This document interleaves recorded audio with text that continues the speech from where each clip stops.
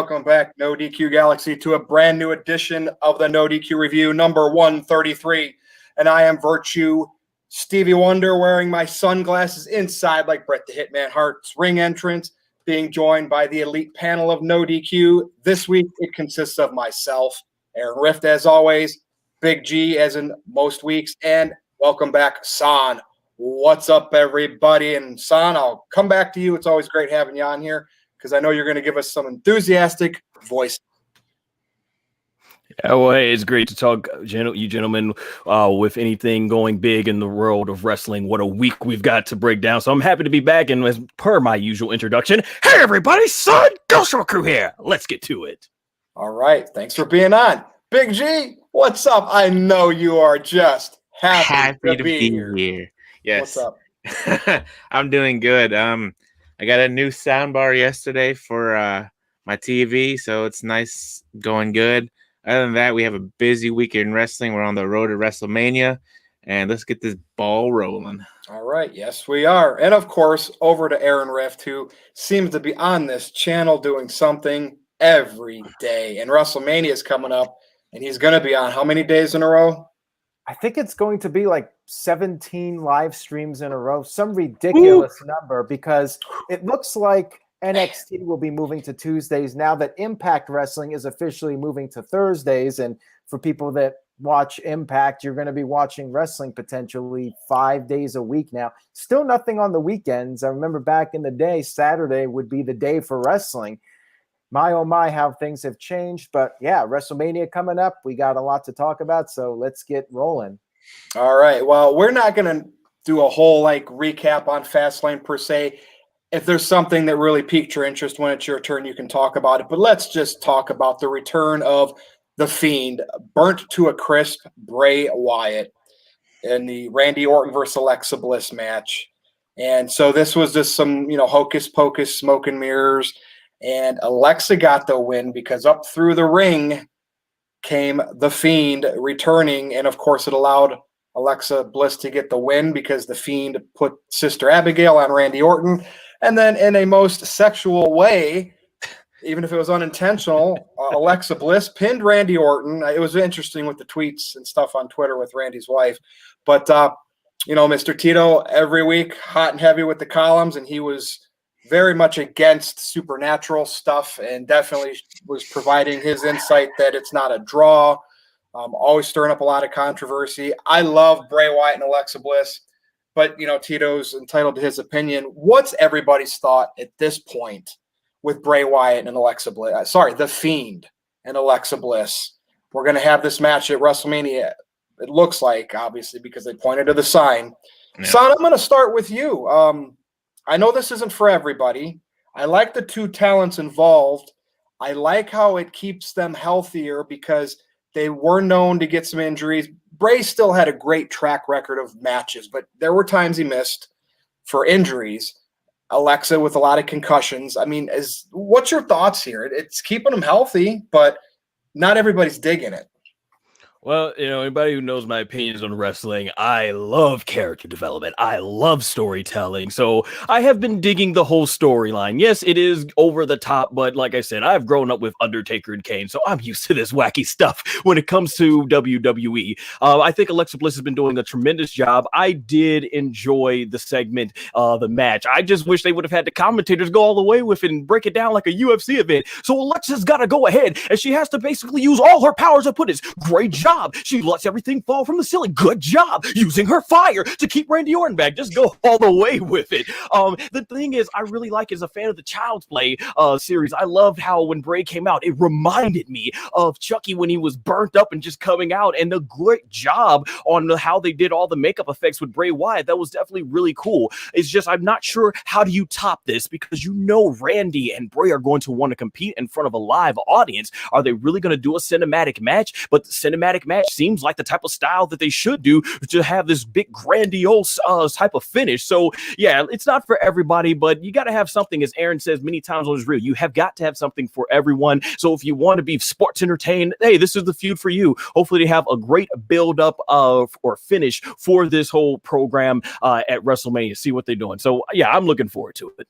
All right, and I'm thanks for saying you like this feud. It's almost like some people, I don't know if they're embarrassed because like the purest wrestling fans who don't like this kind of stuff will be like, shame on you, Aaron.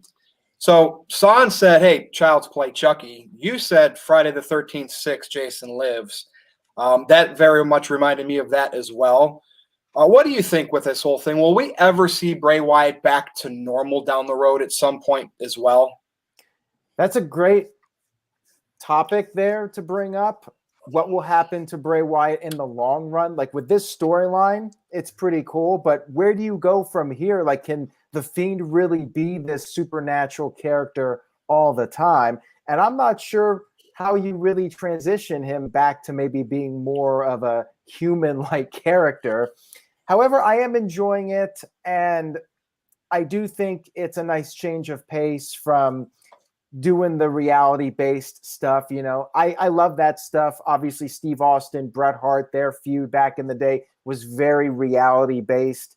But then around that same period, you had the Ministry of Darkness. You had the Undertaker sacrificing people and shooting lightning bolts. I mean, really, as the Steve Austin, Bret Hart stuff was going on, you had the Undertaker throwing fireballs at Paul Bearer, and then you had Kane showing up and lighting people on fire and all these crazy things.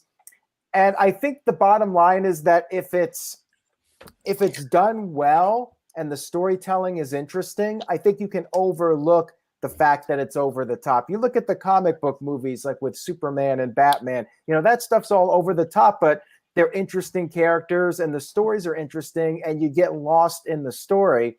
And as long as you can get lost in the story, I think it's fine to have these comic book like characters such as the Fiend. And I love the mask. I think the mask is really cool. And I like how the Fiend keeps evolving and changing, and he's got different looks going on and he's not staying exactly the same. And to me, that's part of the key to having the longevity as a character.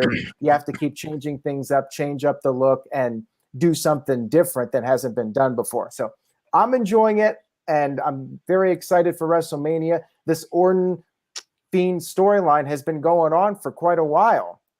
And it's one of the few matches at WrestleMania that has been building up for like the past 6 months. Where they go after this? Great question. I don't know. But in the meantime, let's just enjoy the ride as far as I'm concerned. And hopefully, Aaron, I hope they let him have a match and it's not anything like extra. Like just let all this stuff, all this hocus pocus, all these shenanigans that led up to this to actually have a match. But I don't know, Big G. What do you think? I think we're going to have some just weird thing with this, whether it's cinematic or actually it probably won't be if there's people in attendance. But what do you think is going to happen at WrestleMania? I mean, I wouldn't mind a cinematic match, but I don't know how they would do that in a live with the live audience unless they, pre-record it and then like show it on the big screen. But then I don't think people would like that. So I think just a regular match would be fine. Yeah. But hopefully nothing. No images on the ring or anything. Yeah, no WrestleMania 33-esque kind of stuff. But I mean, I've been enjoying this too. Like I talked about on my show on Tuesday and on Greg's show a little bit yesterday. I mean, I'm digging it. I mean, we've all mentioned it. We talked about it on Sunday, even on Jeff's show. When he popped up, I was like, yo, this reminds me of like Jason a little bit and Michael. And now that Son brought it up, it did remind me of Chucky too. Child Play too, I should say, where they're in the toy factory and he's all burnt up and stuff like that. Yeah. I was like, whoever is coming up with this has watched their horror movies because they know what they're doing. And as you guys know, I'm a big horror movie guy. And I think me and Virtue talked about it too a couple of times, when the Fiend first came out. Hollywood needs to act on this. They need to have the Fiend in some kind of horror movie, have Rob Zombie direct it, because I'm sure he would. I mean, anybody. But, yeah. I like the storyline. It's very good for Alexa. I like how she's been playing this character. Like I said many times before, this kind of reminds me of Joker and Harley Quinn a little bit, like Aaron brought up, the comic book character kind of thing. But hopefully they can pull it off at WrestleMania and right the wrong from WrestleMania 33 and, hopefully maybe they keep this burnt Fiend character for a while, and then somehow with some kind of magic or something, they unburn him or something like that. Who knows? So, but very, very, very interesting with this storyline right now. Yeah, and I think down the road at some point we'll have just Bray Wyatt back again. I don't know when, but you know how WWE does things. I just can't see with everything that's happened with the Fiend that he does this the rest of his career. But we'll see what happens down the road with that. Okay, next topic. We have 2 new inductees into the WWE Hall of Fame 2021. So first off, Batista is not in a class right now. Correct me if I'm wrong, right? Yeah, he's had prior obligations, probably filming a movie or something like that. Okay. Aaron did this. Mr. Tito has a super chat based on the last topic. So Aaron, go ahead. Okay, he says, would wrestling fans care about Orton versus Fiend if Alexa Bliss wasn't involved? Am I the only one who didn't forget their awful 2017 feud? Virtue, you want to take this one since you and Tito go back and forth so much? Yeah, well, it's a different character, so, kind of, sort of with the Fiend. But, I very much think Alexa Bliss needed to be involved, and I like the way she's involved with this. Did they go maybe too far to the, supernatural realm? Perhaps. But I can't think of this feud without her. Like, to me, it would almost – we know what happened before Alexa Bliss was with the Fiend. He got beat by Goldberg, right? And then the stuff that happened with Rollins. So this needed to happen. So, to me, I'm glad it did. So, What do you think, Big G? Yeah, I would still care about the feud. Back in 2017, their build-up for that match was tremendous, but the match wasn't executed properly. And that's what everybody is crapping on, is the match. People forget about the storyline. They just focus on the match. And, when was the House of Horrors? Was that after that? That was after. And, so that really was another downhill. And that, after the WrestleMania 33 match, it did kind of go downhill, with the House of Horrors match, and people are crapping on that. But people forget, that storyline that built that match up. And Alexa Bliss, like I said, we just said, she's doing tremendous in this role. I think she was fit for this role, in my opinion. I agree. Alexa has done fantastic. And to me, she has really enhanced this storyline. We do have a few more super chats, so everybody still wants to be on this topic, Virtue. Let's go ahead and read these real quick. By the way, I like the idea of Nikki Cross maybe turning heel and going with Randy Orton as kind of a way to counteract Alexa Bliss. I like that a lot, but we'll see if they do that or not. Maybe have Nikki change up her character a little bit. Let's get to this. Have Alexa Bliss go ahead and basically get in her former best friend's ear and make her come over to the dark side. There you go. There we go.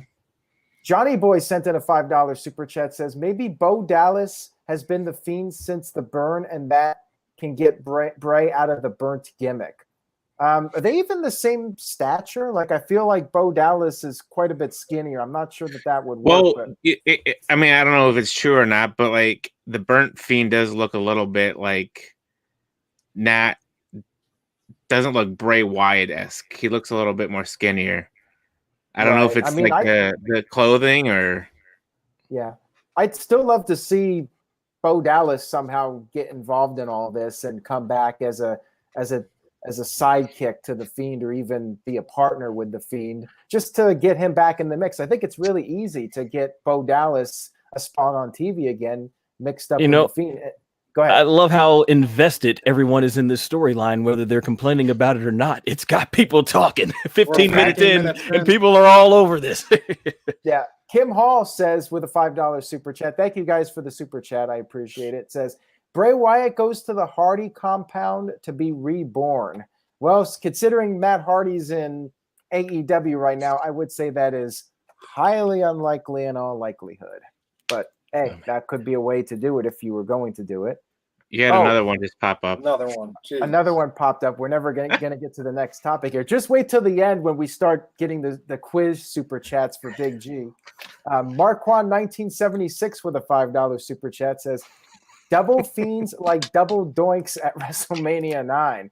There you go. Hey, you could do that where you could have, you could have Bo Dallas in the Fiend costume, and Randy Orton thinks he's beating the Fiend, but it's not actually the Fiend, and it's Bo Dallas instead. Hey, there you go. There's an idea for WWE. And then Bo starts ringing around the winner.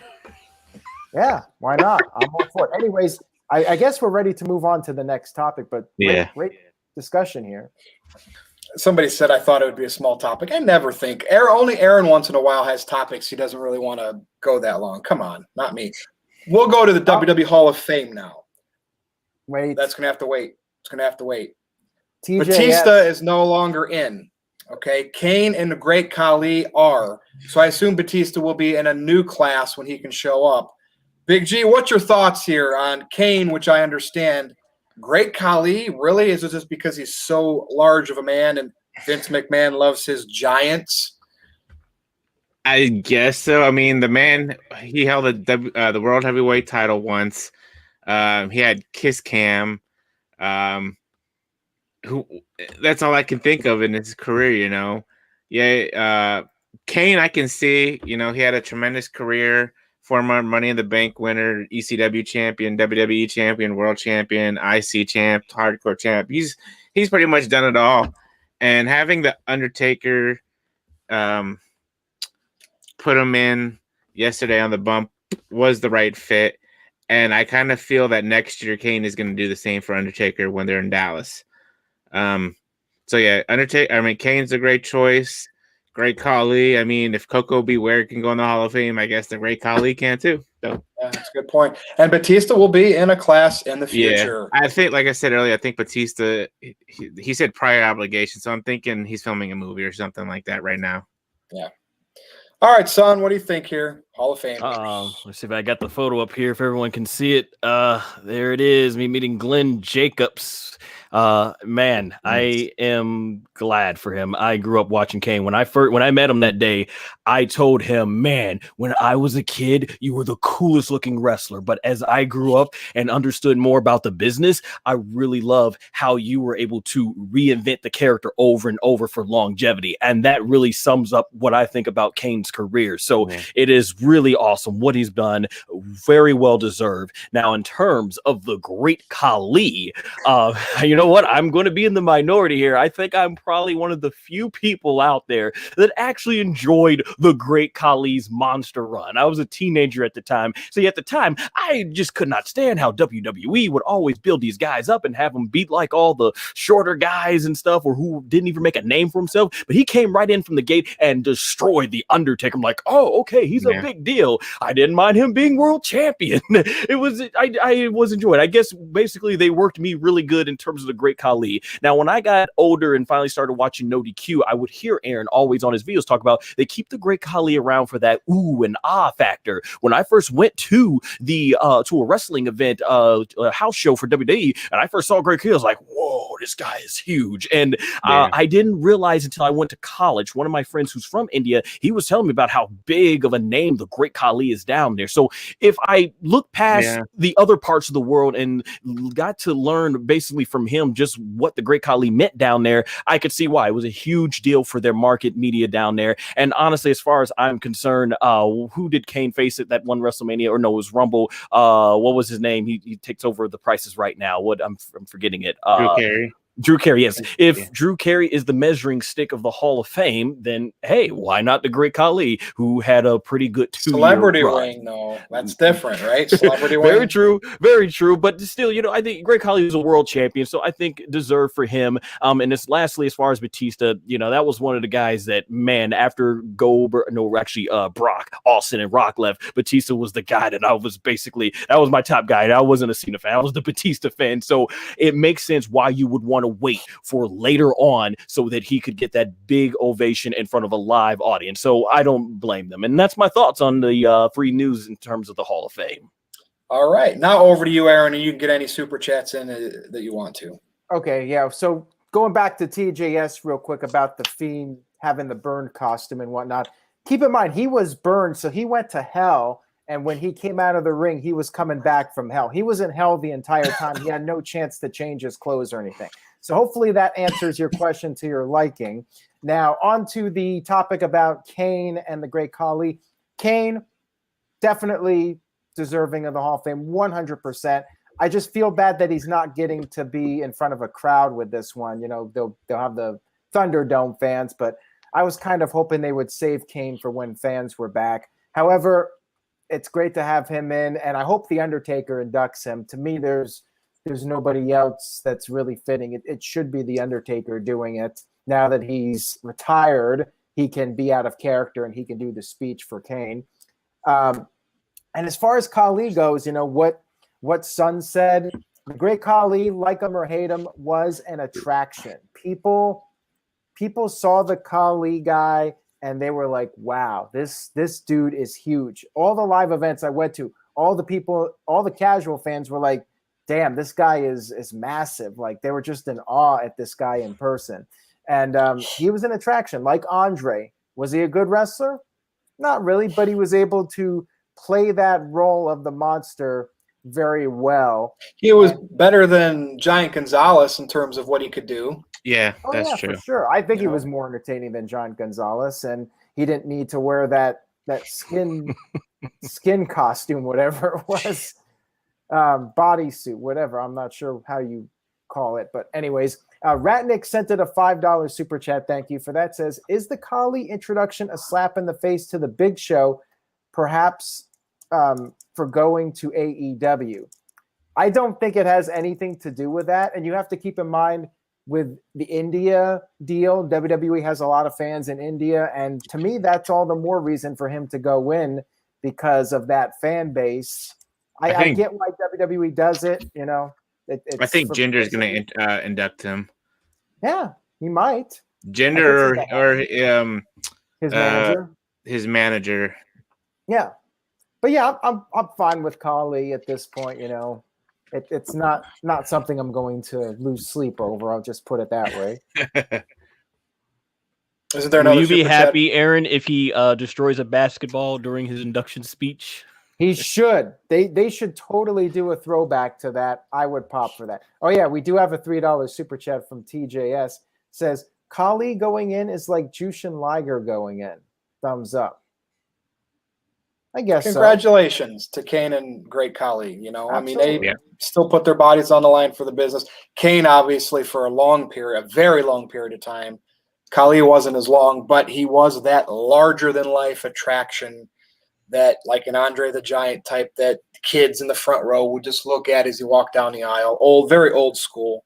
And that was kind of what the wrestling business was all about back in the day. All right. Andrade is officially gone, right? We talked about this last week. He is officially released.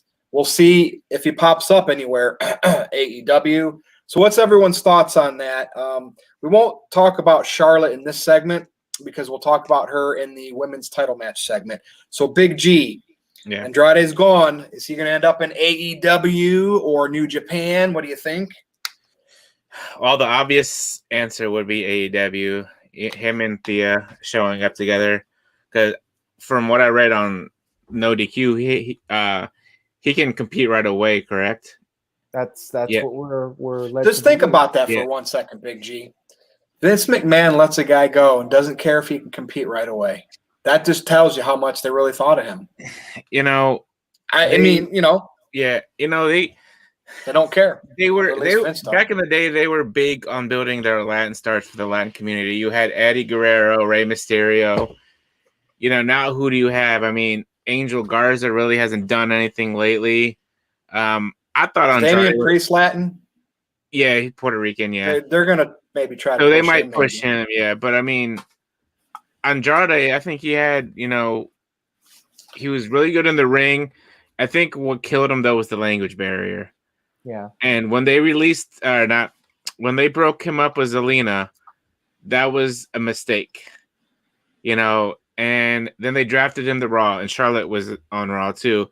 And I think even Charlotte suggested to them, you know, teaming them up together. That way, you know, that would have helped him in the long run because of the language barrier. Yeah. But, you know, if you're not going to use the guy, you might as well let him go and go somewhere else and compete and do what he loves best, you know? Like I said this on my show on Tuesday too. Cheap dog. Yeah, right. Let the man do his thing. I believe he can still use his name Andrade, which is cool. Maybe he'll go back with wearing a mask. Like I said, AEW is the obvious choice, and that's where everybody seems to be going now, like with WWE. But have him go to Impact, have him go to Ring of Honor, have him go to New Japan. Have him go back down to Mexico to AAA. He's big down there too. But yeah, it just sucks. You have all these talented people. I was at NXT TakeOver Philly when him and Gargano faced, and that was one hell of a match. And you bring these people in, have them on NXT for a couple years, bring them up to the main roster, don't have any idea what to do with them, and then they're just sitting there. Yeah. And in a way, you I don't want to say you get ring rust from that, but I mean, you're not in the ring as often as you should be, and it's crazy. It's as a fan's perspective, it's crazy, but I know from a business point, they're like, well, why are we paying this guy? If we don't have anything for him to do. So yeah, no complete clause. If he can have his name Andrade, that just shows you Vince McMahon didn't care about the guy. Yeah. Not making money. Son, what do you think here? Yeah, I think when we look back on Andrade's time in WWE, it is just another case of not doing that awesome statement by Paul Heyman, where you highlight the strengths and basically, highlight the strengths and then, hide their weaknesses. They had that when Zelina and him were paired together. Let Zelina do all the work with the microphone and let Andrade do his thing in the ring. And it was well done. And then like everything else WWE has been doing a lot with tag teams lately, they split them up for no good reason.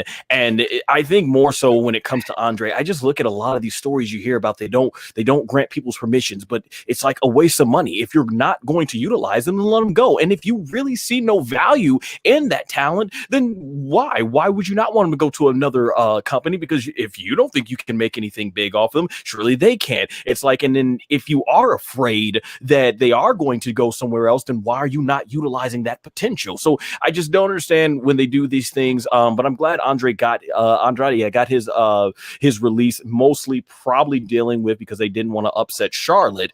But I think as far as where he goes, I don't know if AEW is the right place, because right now AEW already has their hands full with so much talent. So I could see where he could just easily get lost in the shuffle. I mean, but if he just wants to wrestle, no doubt in AEW he'll have plenty of that. But as far as where he should go, I don't know. But I just hope, like my friend SMP said in the chat, hopefully wherever he goes, he is treated well. And I think it would be great to put him and Zelina back together wherever they end up at. Yep, we'll see. I think he will go to AEW. I think this has Tony Khan written all over it, but that's just my opinion. Aaron Rift, what do you think? I think he has a lot of options. He has a lot of companies that would be more than happy to take him. And I kind of agree that maybe AEW is not the best place for him right now, just because they have so many people under contract. Maybe he would be better off in Mexico. Maybe he would be better off in Japan. Impact Wrestling could always use some people with name value. I definitely think him and Zelina should be a package deal, because she can cut the promos for him, especially if he's going to be on TV. If he's just going to work the indie scene, he could probably just do his own thing as a solo act. But if he's going to be on TV on a regular basis, I think Zelina Vega should be with him as a package deal. And shout out to John, who is new to the stream. Thank you for tuning in. Let's get to a few of these super chats. SSBS Fanboy with $2. Thank you for that. Says, do you think Insane Clown Posse will go into the WWE Hall of Fame? I will go ahead on a limb and say no. Unless they figure out how magnets work, I do not see them going into the WWE Hall of Fame anytime soon. And I would be fine just to hear that theme song of theirs. I love that theme song back in the Attitude Era. The entrance was the best part. Yeah, the oddities were pretty cool. I will say that. That was the best thing ICP ever did in wrestling. And Shanti with a $2 super chat says, gender equals Shanti. Thank you for that. Much appreciated. And I think we're caught up. So if we're ready to move on. Oh, and by the way, Tito says, 5'9" wrestler who can't cut a promo and I was doesn't have waiting the for talent that. to overcome the size, unlike Eddie Guerrero. Yeah, that is the problem with Andrade, like we said. Mike's skills were not there, and it was hard for him to overcome that. Zelina was definitely there to fill that void. And then when they split, that was bad for Andrade's run in WWE. So that's all the more reason why he should have a mouthpiece, because he's a great wrestler. And if you can have somebody talk for him, then you're set. You know, you got somebody to cut the promos. He can deliver in the ring, and you got a pretty strong act. Anyways, This totally has Tony Khan written all over it, Aaron. I know everyone, I don't see him going to AEW. Tony Khan wants another toy to play in his toy wrestling ring, and Andrade is that toy. I'm calling it now. He will end up in AEW because Tony Khan wants to sign as many people as he can. It's a tax write-off for their sports teams, and we will see what happens going forward. Now, we have a WWE Raw Women's Championship match set for WrestleMania. And Charlotte's pulled from the poster. Charlotte is home with COVID. She might be filming a movie or something like that. Who knows? But will she be at WrestleMania? Because right now, the Raw Women's Championship match is now Rhea Ripley versus Asuka.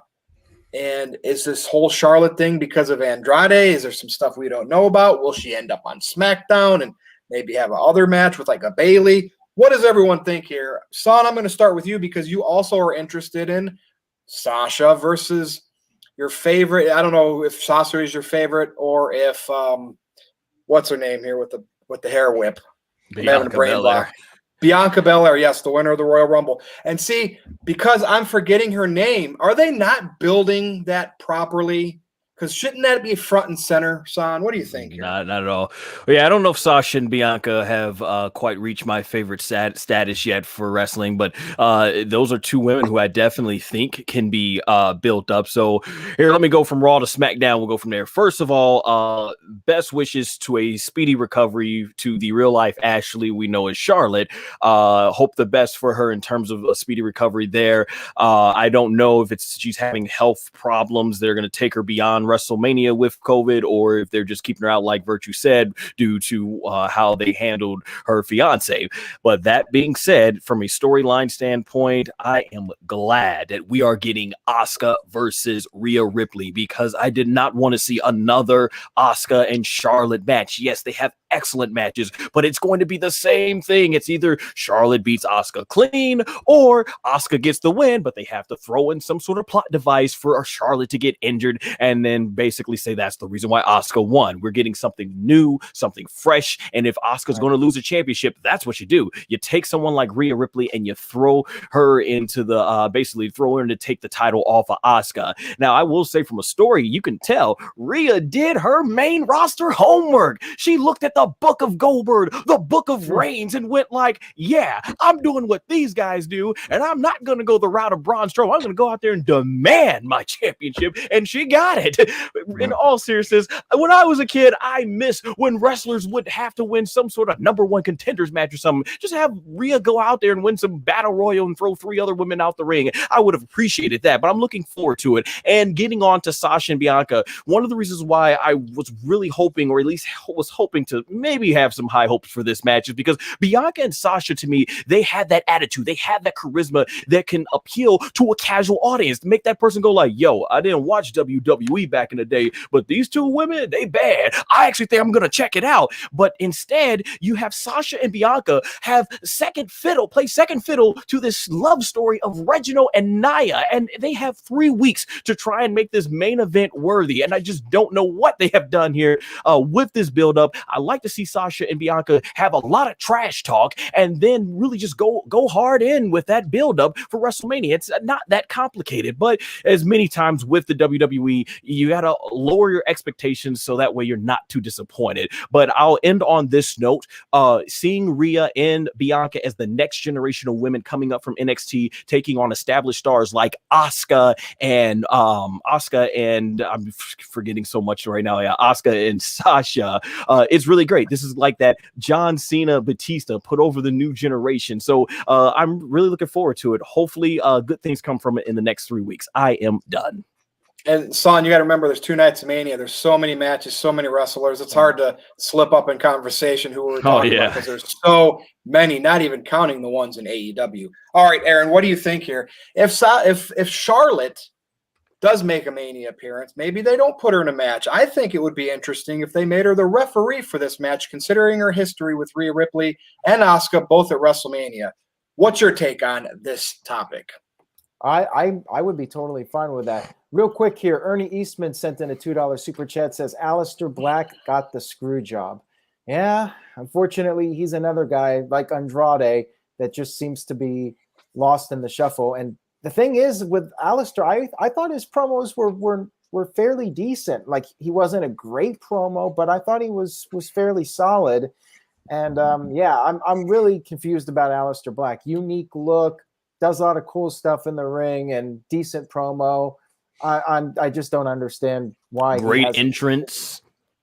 Yeah, awesome entrance, and they took that away from him too. Entrance. Yeah, exactly. Bingo.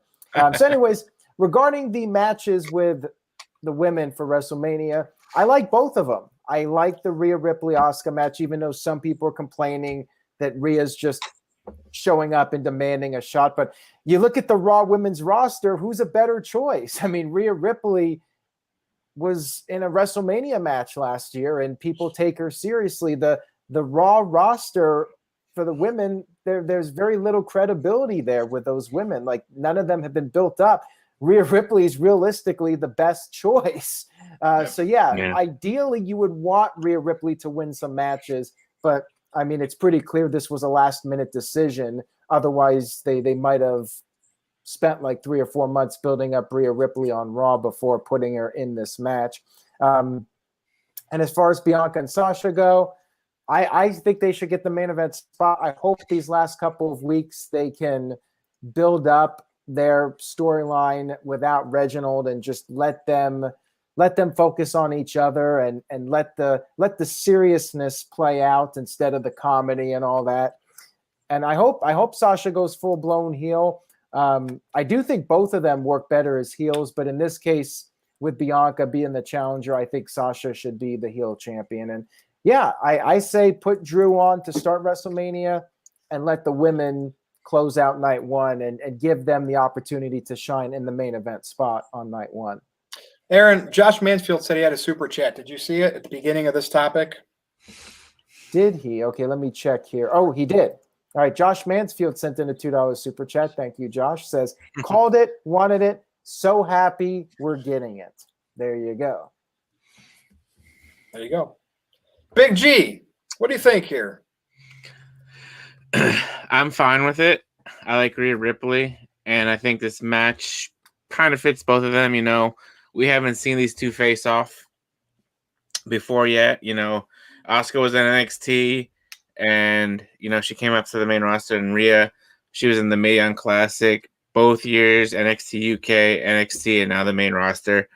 And I just hope to God they don't ruin Rhea Ripley like they did Shayna Baszler with the booking. As far as Charlotte goes, I mean, I think somebody posted in the comments, and I think it's a good idea. Have a Raw versus SmackDown match. Have Bayley versus Charlotte Flair. You know, Bayley has nothing to do at WrestleMania this year either, which is kind of odd. You know, she was the longest reigning SmackDown Women's Champion, but I don't think Charlotte needs to be in a title match right now. Just focus. Wasn't the plan too Charlotte versus what's her name?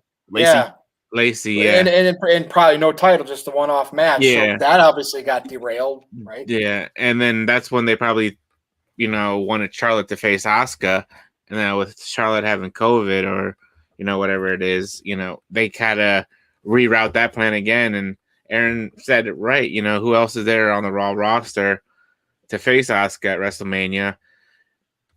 That would be, you know, a worthy competitor, and I can't think of anybody but Rhea Ripley. So, look, hopefully it'll be a good match. As far as Sasha and Bianca, hopefully they can do whatever they can do in the next 2.5, 3 weeks to make this match special. And I would say have Sasha as the heel, obviously, and Bianca as the babyface. I mean, I mean, they do both work good as heels as well, and we've seen that in the past. But with Bianca being the winner of the Royal Rumble and whatnot, and chasing the title, it better be that way. Oh, we got another super chat from Tito Jackson. Back again. Says, I'm satisfied with both world title and women's matches. 4 great matchups without needing Lesnar, Cena, Rousey, or Undertaker. Well booked WrestleMania con. All right. That's something positive from Tito. Exactly. We both said it. There you go. Okay, so this transitional topic before our main event today will be AEW. And I couldn't really think of what I wanted to talk about in regards, from Dynamite the last night or whatever. So this is going to be the topic. Big G, I'm coming right back to you. Gotcha. We've had Chris Jericho, Jon Moxley, and Kenny Omega as the AEW World Champion, correct? We've only had 3. Correct. Yep. Who's been the best one so far? I enjoyed Jericho because it was early AEW. I don't know, if Tony Khan didn't have his talons in on the booking yet, if it was a lot of Young Bucks and Cody and Omega making it, or just the wrestlers making just the matches. But I loved those first 3 months of AEW. I remember even doing a NoDQ debate kind of early on, and I defended AEW against NXT, right? And I don't know if I could go on and do that debate defending AEW since Tony Khan has kind of really taken over the booking. Yeah. But I don't really know who I would pick out of those 3, even though I'm a big Jericho fan. I kind of want to hear what you 3 have to say. So, Big G, I'm going to start with you. Convince me who to pick here. So, I like how AEW makes their titles, more valuable, worth something. All 3 of them had, the 2 had lengthy reigns, and Kenny Omega is still in his reign. He's over 100 days now, I believe, if I'm not mistaken. Jericho, obviously the first AEW champion. He beat Hangman Adam Page at All Out or something like that. I can't remember which pay-per-view it was. And then you had Moxley beat Jericho last year in 2020. And then you just had Omega beat Moxley on Dynamite. And like I said, all 3 had great reigns. I think Moxley's was okay. His was during the pandemic. Yeah. And, that was kind of hard with no fans or little fans, And Kenny Omega, he's still in his reign, so I want to see what he does with it. But overall, I mean, I think Jericho had the best run as the world champ. He had some great matches along the way. Him being on his cruise ship, on that one Dynamite, and everybody was singing his song, and that's where it kind of started from. And even now, people sing his theme song when he comes out. So, I mean, I think do you sing it when you watch him come out at home? Do you sing it? No, but I sing it in the car when I have it blasting, like at 30. But listening to Fozzy CD, that's okay. Yeah. So, I mean, I know it's the obvious choice, but I think Jericho, had the best reign. All right, so Chris Jericho. Over to you, Son. Is it kind of a good thing that AEW has only had 3 world champions in a year and a half, so they didn't really kind of overexpose that title? I think so. I agree. Yeah, I was thinking about that earlier when I saw the notes. I'm like, we're about, a year and a half into AEW's time and only 3 world champions, and I like that. That's basically showing that, hey, when you get this world title, it's going to mean something in terms of a long reign, so I'm glad that that's something that they're really awesome about. As far as best one, I think my friend S&P in the chat, I saw he put it best from an entertainment standpoint. Got to give it to Chris Jericho. The promos were awesome. The build-ups were awesome. We did have live crowds, but from a match standpoint, Jon Moxley. But if I had to pick overall, I'm gonna go with Jon Moxley right now, just because despite some of the things that went down with his reign, as far as like the audience being gone, I think he missed several weeks. Overall, I've really enjoyed Jon Moxley. Jon Moxley, to me, honestly, I think from everyone who's come over from the WWE that you feel may have not gone as far as they could, I think AEW's done a fantastic job. They've shown shown us what that really awesome part of Dean Ambrose, like he really lives up to some of the times being a lunatic with how crazy he can get in some of these matches and just his whole persona, his promos. So I really think I say John Moxley so far, I think has had the best title reign despite the pandemic. Definitely I give it to Moxley. And I'm looking forward, but I think potentially overall, as we continue to go down the line here in AEW, I think MJF has the potential to really end up taking that, especially if they do very well with the Pinnacle build-up. And we can't talk about Cody because he can't compete for it until they change that. Somebody will change that. But all right, we got one for Jericho, one for Moxley. Aaron Rift, what do you think? Tiebreaker. Chris Jericho was a first-grade champion, in my opinion. He had the name value to get the title established. He looked good with the title, with his inner circle behind him. Very good choice. But I think I will have to give it to John Moxley because Moxley was a babyface. He had that big win in Chicago at Revolution last year. To me, that was a really big deal. And he was like the people's champion, representing the people, and won a lot of matches clean against Brody Lee, Lance Archer, and the list goes on. He had a lengthy reign as champion. All three of them have had pretty lengthy reigns. Jericho was kind of more like a cowardly champion, winning by the skin of his teeth and that sort of thing. Not like the Triple H dominant heel champion. And so far, Omega hasn't really been a dominant champion. Like, I want to see him win some matches clean. Like, at this point, he's just living off the reputation. We need to see Kenny Omega successfully defend the title against top names clean for him to really cement himself as the greatest champion up to this point, because he won the title by cheating. He kept the title at Revolution by cheating. Yeah. And the guys he has beaten on TV, Matt Sydal, not exactly a main event guy. So the jury is still out on Omega. Maybe he'll hold the title for another 6 months and he'll beat a couple of key names. But yeah, as of this moment with the three guys we have, I would go with Moxley. And I decided I would go with Chris Jericho, which means we are at a dead even 2-2, and we're going to have the chat decide for us. Reason being, when did I enjoy AEW the most? Those first 3 months, even into the new year, up until about when Jericho lost the title. And then not because Jericho lost the title, but since then, I cringe a lot when I watch it. So let's see what the chat has to say between Moxley and Jericho.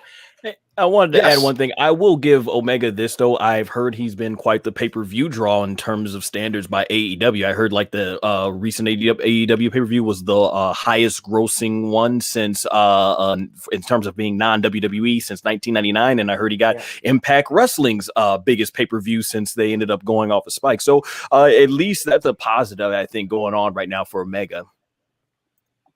Well, also Impact's television viewership this week was the lowest of the year with Kenny Omega advertising. Well, yeah, it's weird. Like, they can't draw ratings on TV, on cable TV, but we're talking Kenny Omega getting buy rates for pay-per-views. Just weird. Well, he's a big deal. He's a big deal to the core audience that is strongly that's already watching. Yeah, because you got to remember, 750, 800,000 are watching Dynamite. What was that buy rate? 250,000 or something like that? Yeah. That's still only a portion of the diehard AEW fan base. So call it that a success, but I don't know. Yeah, we'll see. SMP says he just wants to know where this Impact AEW thing is going.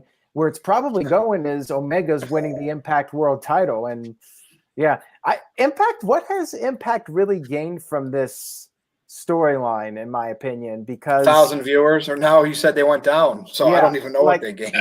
They're probably going to have the world champion Rich Swann lose to Kenny Omega again. He already got beat by Omega, and every week Tony Khan just makes fun of AEW and those paid ads burying them. So I mean, how has it really gotten people to care about Impact, I don't even think they do enough to make this feel like an invasion storyline. It feels like they just open the door, say, hey, come on in. You can just chill here on our show, and we'll just, be on your show. Make it feel like a war. It's getting Don Callis a payday. That's what this whole angle is doing. Yeah, really. I am enjoying Don Callis mic work, though. I'm enjoying that part of this story. It's basically Don Callis getting TV time on Dynamite and the Good Brothers getting TV time on Dynamite. Them too. That's about it. Yep. All right, NoDQ Galaxy, it's main event time. The match I'm most excited for WrestleMania is Roman Reigns' match. And it doesn't matter if it would have been against Brock Lesnar, who obviously is not coming back for WrestleMania, unless he makes a surprise appearance. It doesn't appear to be one-on-one versus Edge. It could still be. We'll have to tune into SmackDown. But based on the end of Fastlane, Edge turned pseudo heel, if you want to call it that, based on his actions. I mean, he still hit Roman Reigns a heel with the chair. So if you want to call him like a tweener, but this screams Daniel Bryan sneaking into the main event, and it becomes a triple threat at WrestleMania. You know, I always had a problem with triple threats that involve the winner of the Royal Rumble. I always feel that should just be, if you win the Royal Rumble, you get your one-on-one match. You know, you can have a triple threat on the other title, but what's everyone's thoughts here? Because we could very well get Daniel Bryan versus Edge versus Roman Reigns at Mania. At one point, several months ago, I said Daniel Bryan versus Reigns should be the main event of WrestleMania, barring WWE built Bryan up like they did at WrestleMania 30. Doesn't matter. Reigns is in it. Throw anybody in there with him. It's either going to be one-on-one or triple threat here. Son, what do you think? This is the match I'm most excited for. I really want to see if they are going to dethrone Roman Reigns. All right, so very much just like the Bianca and Sasha Banks build-up, I feel has been mishandled. I got to say the same thing with this build-up with Roman and Edge. Like, if you wanted Daniel Bryan in the main event, why not just have Daniel Bryan win the Rumble and go on to face Roman? Instead, they went with Edge, and now they had to throw Daniel Bryan. I know this is only a few weeks after we heard Vince McMahon ripped up all the plans for WrestleMania, which, like, this past Monday Night Raw, seemed like they were just rushing through it. Like, here's the main event, commercial break. Here's the next wrestling match for Mania. Here's the next match. Like, they were just like, they're just trying to spam everything in now for WrestleMania. The thing about this is, Daniel Bryan and Roman Reigns, I think, would be a fine match after WrestleMania, something you can build up towards the spring. Right now, go ahead and do Edge versus Roman Reigns. And even this storyline didn't make much sense to me in terms of the way they've utilized Edge. Like, him coming up to Daniel Bryan like, hey, I understand why you're doing what you're doing, but I don't like the way you did it. And Daniel Bryan's even up here saying, dude, you already have your match at WrestleMania. Why do you care? When I was a kid, I grew up with baby faces like Steve Austin and The Rock. How many times did we hear Steve Austin going, I don't give a damn about who's the champion. You can best believe Stone Cold's coming in there at WrestleMania to whoop somebody's ass. Or The Rock would be like, I don't care. Both of them are the WWF champion. The fact of the matter is The Rock is laying the smackdown on all their candy asses. Now you got Edge like, dude, I want to face Roman. We face Roman at you. Why do you care? So I just don't understand that part of the SmackDown storyline. Like, Edge should just be chilling back like, I don't care. I got my match at WrestleMania. But I will say Roman and Daniel Bryan absolutely teared it down at Fastlane. But here's the thing about where I'm talking more about. Second time they've done it at Fastlane, by the way. Yes, twice. Absolutely. And you see how well Roman has come far as an in-ring competitor too. His confidence in this match versus the one from 2015, excellent. And we already know Daniel Bryan's great. But here's my thing. It gets very convoluted here.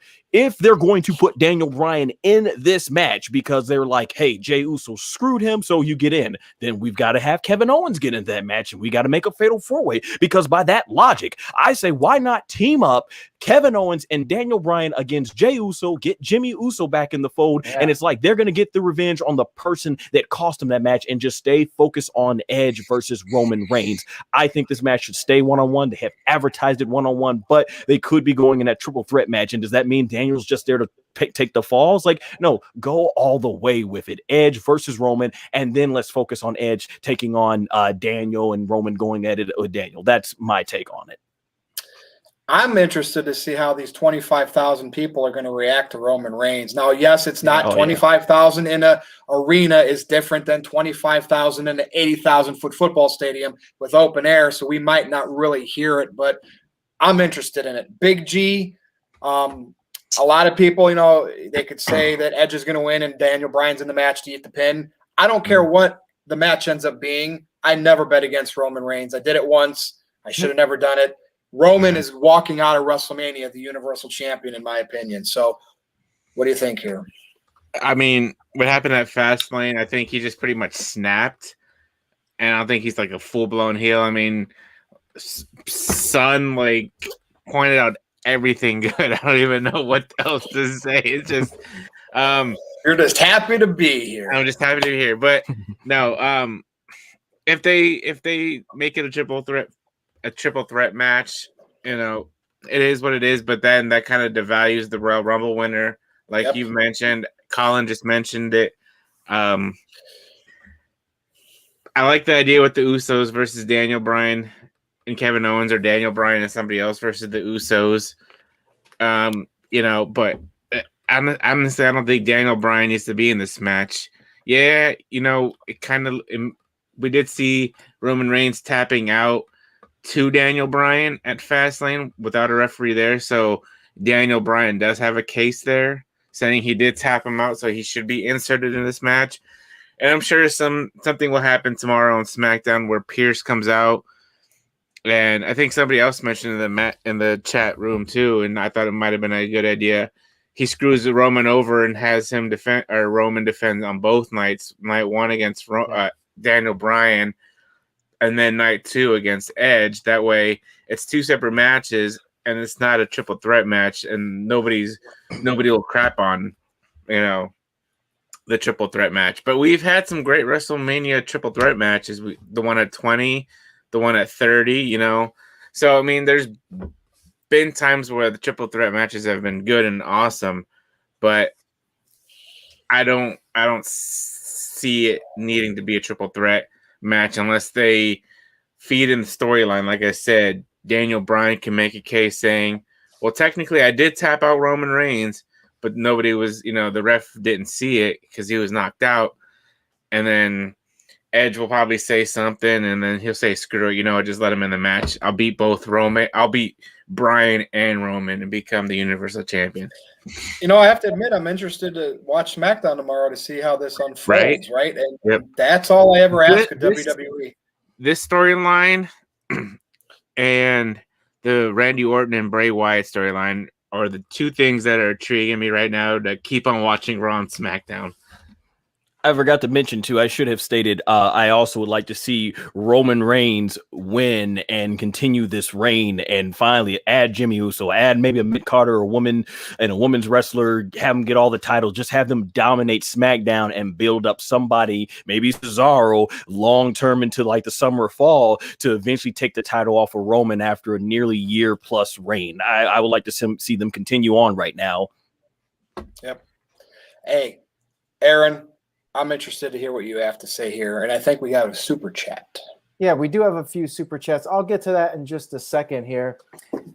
I think ideally I would have liked to have seen Daniel Bryan team up with Kevin Owens against the Usos. Maybe something's going on behind the scenes. Maybe Jimmy Uso's not going to be ready in time for WrestleMania, so plans had to change in that regard, and maybe Vince just sensed that people were starting to resent Edge a little bit for being the part-timer winning WrestleMania. And I'm definitely intrigued by the triple threat match. They're doing it, and Bryan's full-blown in this storyline now. Kevin Owens is doing a program with Sami Zayn, it seems like.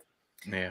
I feel like this match is designed so Reigns can lose the title without taking the fall. But we'll talk about that when we get to our predictions video. We'll wait and see how this plays out over the next couple of weeks before we make our final predictions on who will leave WrestleMania as champion. I really like Greg's idea, by the way, of doing the 2 title matches, Adam Pearce screwing over Reigns and having Bryan versus Reigns on the first night and then Reigns versus Edge on the second night. Dude, I'd love for Roman to wrestle both nights because that's just going to cement his legacy even more.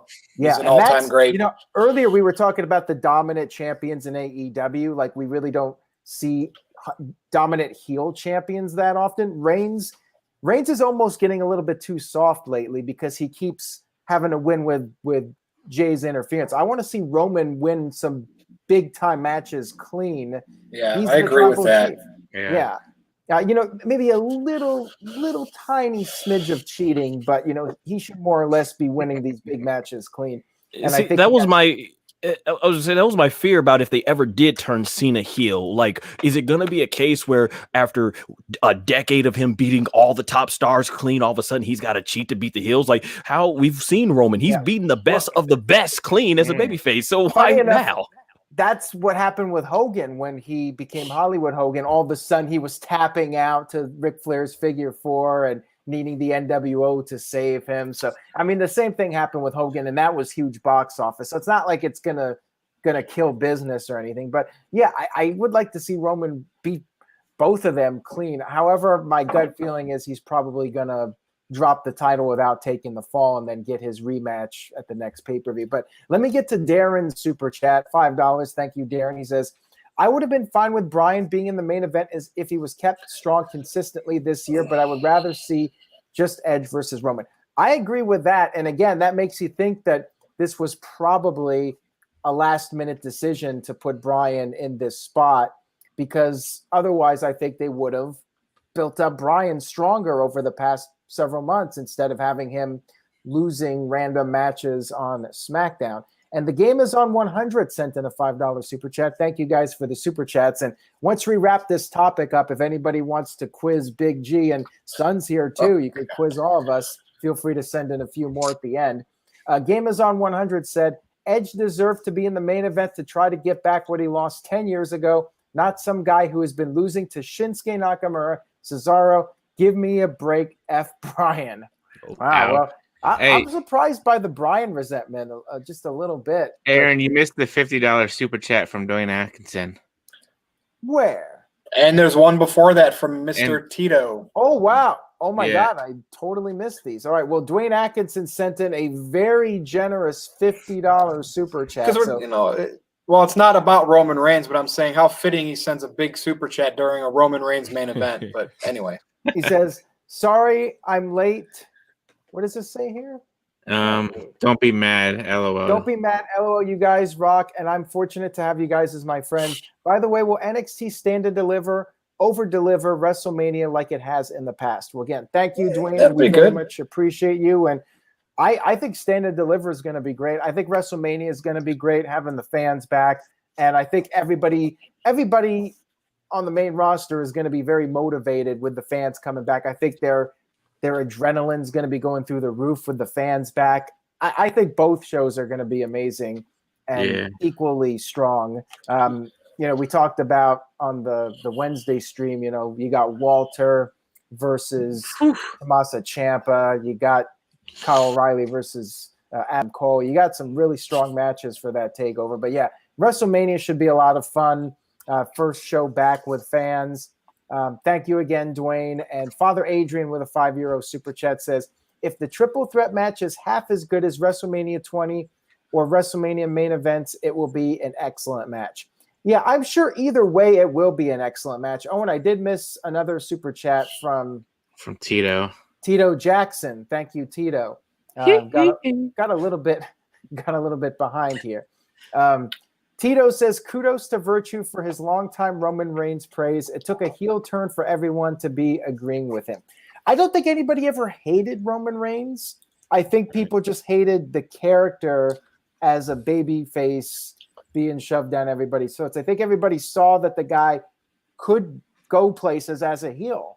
And people wanted to see the heel turn, just like people wanted to see the Cena turn for the longest time. Let's just call a spade a spade. I was absolutely spot on. Roman Reigns was great, and everybody else said, no, he's not. He sucks. He can barely deliver lines from Vince McMahon, and now everybody says he's great. I was right again.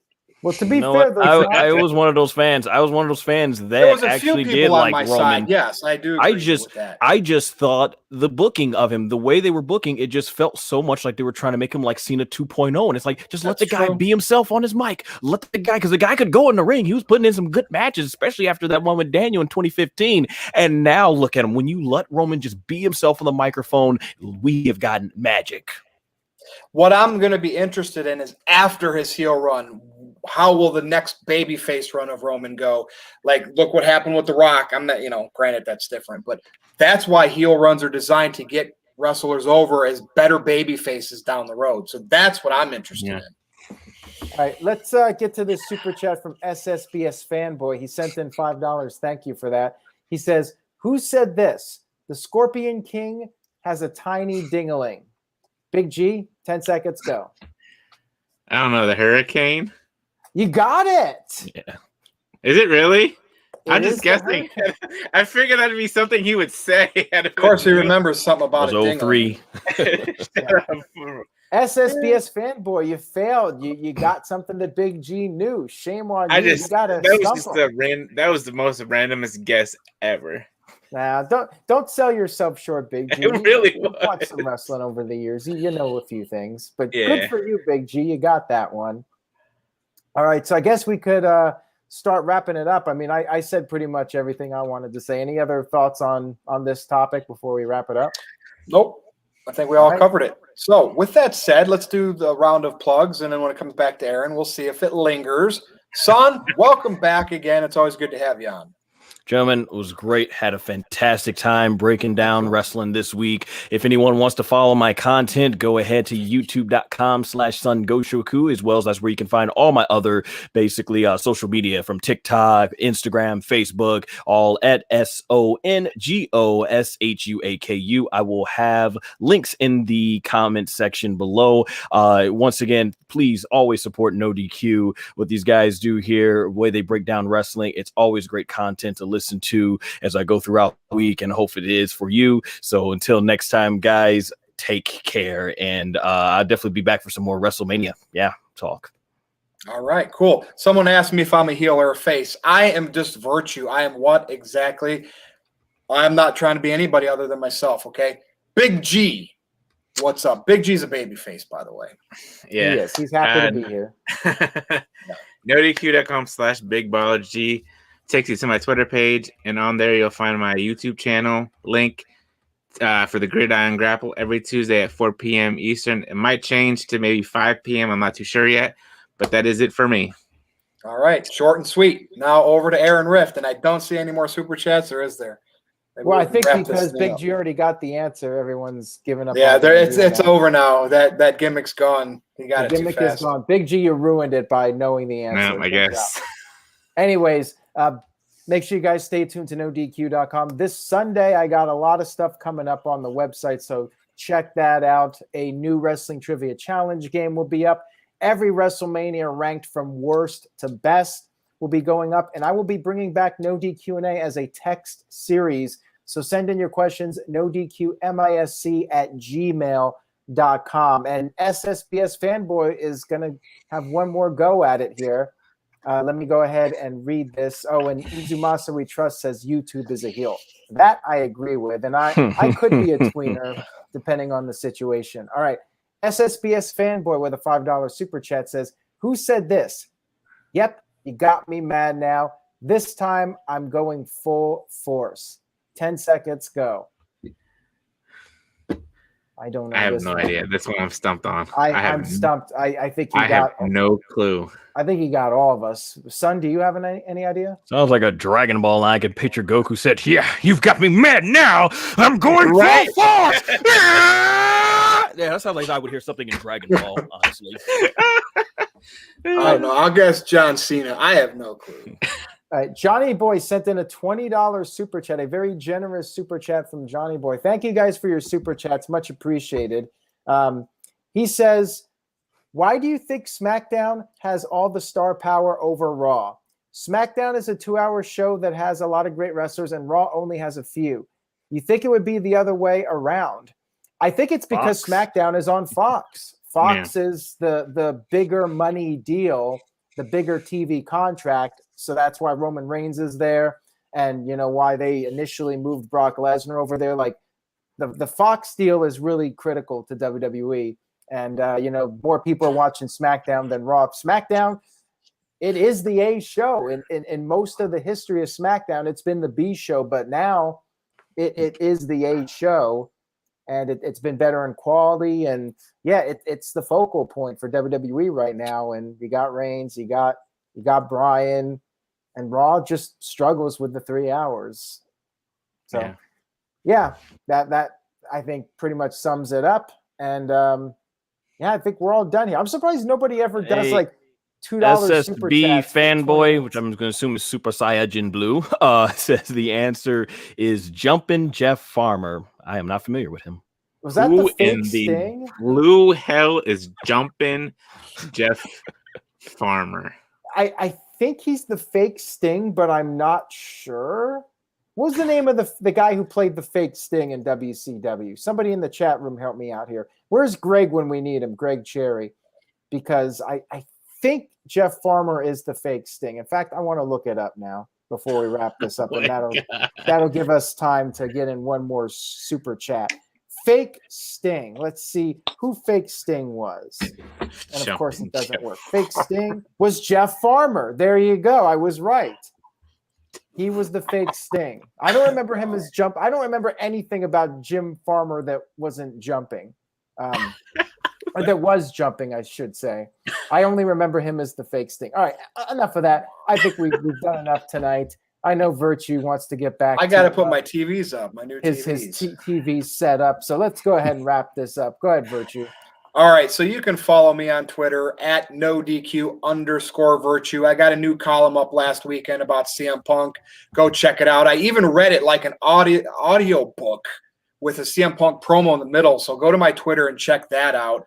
Go to my Facebook, nodq.com/virtue. And also go to nodq.com/merch, and you can get stuff like the Troll Slayer shirt, the Debate King shirt. Big G has stuff over there. Aaron Rift has a bunch of No DQ stuff. I even think Mr. Tito has a shirt over there. So that's it. Any other super chats? Nope. But hey, Virtue, you don't have columns that are getting ratioed as badly as Tito. What's up with that? I don't know, but I had 300 and some likes or whatever, hearts on the CM Punk column, so that was pretty good on Twitter. But that could just more likes than Tweeto's. Tito. Dude, Tito knows the game. He knows how to play the game. He's doing everything he needs to get people riled up, and that's what he believes, by the way. He's not doing it as a gimmick. He's doing it because that's what he believes. The fact that wrestling fans get so jaded is unbelievable. And hopefully Tito and I can have some disagreements again, because we do plan on doing round 2 of the Great No DQ debate, but we have to make sure we have genuine disagreements, and then we'll be back doing that. So that's it. For Big G, for Aaron Rift, for Son, I am Virtue. This has been the No DQ review number 133. Thanks for watching No DQ Galaxy. We will see you next time.